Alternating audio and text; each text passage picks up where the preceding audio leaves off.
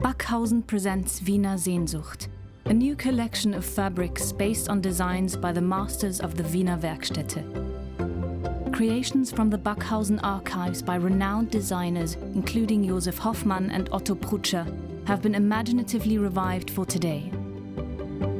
These enigmatic designs take inspiration from the mystical and mythical, a labyrinthine journey from the celestial realm to the heroes of ancient Greece. Our life paths are scattered with autumn leaves as we behold lanterns along the Wiener Steig, interspersed with furtive glances from peacock eyes. Wish towers guide us in zigzags through our dreams, and a small jagged crown has strayed into the present in a neat parcel. A windmill lines the jagged stripe.